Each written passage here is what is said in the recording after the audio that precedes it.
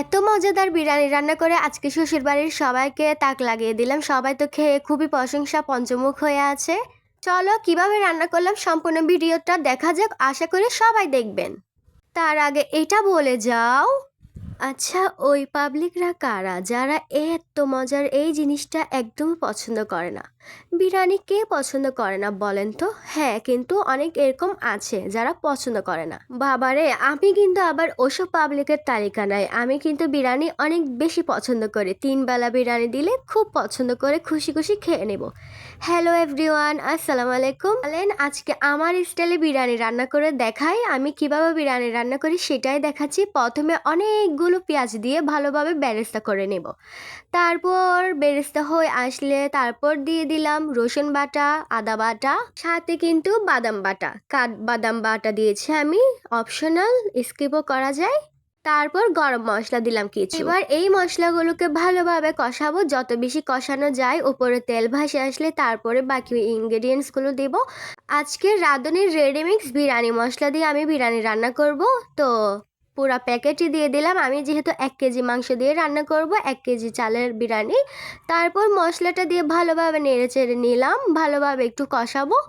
অনেকে কিন্তু বিরিয়ানির মশলা বাসায় বানায়, আমার বাসায় বানানো ছিল না, তাই আমি ইনস্ট্যান্ট দোকান থেকে কিনা ওইটা দিয়ে রান্না করব আজকে। তারপর গাজর আর আলু ভেজে রেখেছিলাম, ওইগুলো অ্যাড করে দিচ্ছি। মশলা কষিয়ে আসছে, তারপর ভেজে রাখা মুরগি চিকেন দিয়ে রান্না করছি।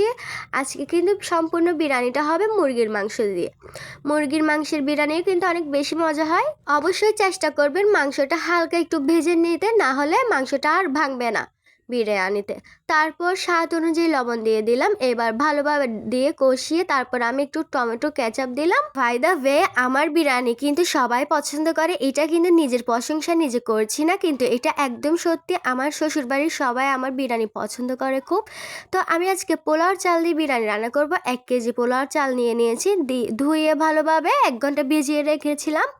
এবার আমি মাংসের সাথে মিক্স করে দিব চালগুলা। পোলাওর চাল দিয়ে বিরিয়ানি রান্না করলে কিন্তু বিরিয়ানিটা অনেক বেশি স্বাদ হয়, আবার অন্য চাল দিয়ে রান্না করলেও স্বাদ হয়। আচ্ছা বলো তো, মুরগির মাংস দিয়ে বিরিয়ানি তোমরা কেউ পছন্দ করো? আমি বেশ পছন্দ করি। বিরিয়ানি সবসময় মাটন বা বিফ দিয়ে রান্না করতে হবে এমন কোনো কথা নেই। তো আমি পানি দিয়ে দিলাম। এবার কিছু পোলাও পাতা দিয়ে দিব, তারপর কিছু কাঁচামরিচ দিয়ে দিব স্বাদ অনুযায়ী, আবার বেশি দিলে ঝাল হয়ে যাবে।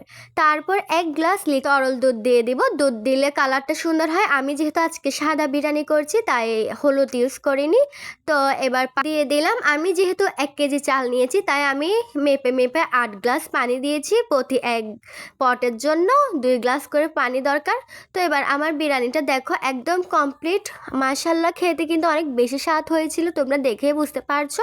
আর কালারটাও অনেক বেশি সুন্দর হয়েছে। আমার না সাদা কালার বিরিয়ানিটা অনেক বেশি পছন্দ, লাল কালারটা এত বেশি পছন্দ করি না। তো সবাই খেয়ে কিন্তু খুব তারিফ করেছিল, বলেছিল বেশি মজা হয়েছে। তো সম্পূর্ণ ভিডিও দেখার জন্য